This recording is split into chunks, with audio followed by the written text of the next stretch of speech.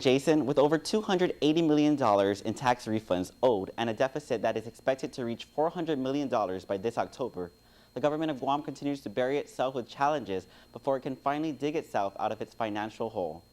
Following last week's announcement of a government-wide reorganization, Governor Calvo announced today in his weekly address that within 7 months of his administration and as part of his reorganization plan, layoffs of GovGuam employees will be implemented.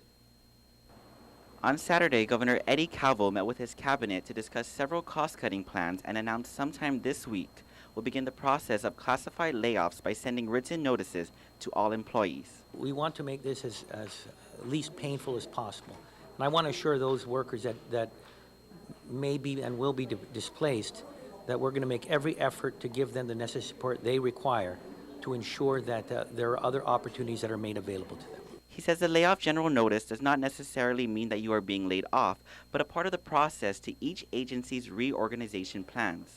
He adds that although agency heads will choose positions for layoffs, it comes down to the Department of Administration's Human Resource Division that will decide who gets laid off based on seniority and performance evaluations. Calvo also mentioned in his address that the great part of his plan in retooling GovGuam includes investing into technologies to replace entry-level work, energy savings in public schools, reducing benefits, performance reviews, merging of agencies, and outsourcing and public-private partnerships. But we had some great ideas out there. It's going to entail some very difficult decisions, but in the end, this will be ultimately in the best interest of this government and the best interest of the people of Guam. Governor Calvo anticipates all information to be provided to the administration by Wednesday and will work toward final approval and, if necessary, make any modifications that will be made public within the next week or two.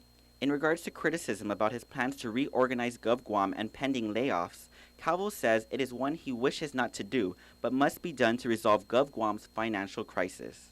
But we've come to the point where at this $360 million deficit that is just weighing down this government, it has the possibility, if we don't correct things now, for this government to become non-viable, and I just won't allow that. I wish there was a better and more less painful way of doing it, and if there is, we'll find it. Governor Calvo added that excluding the Department of Education, which has already passed its budget, all agencies that are in direct purview within GovGuam have been added to this reorganization plan, including autonomous agencies.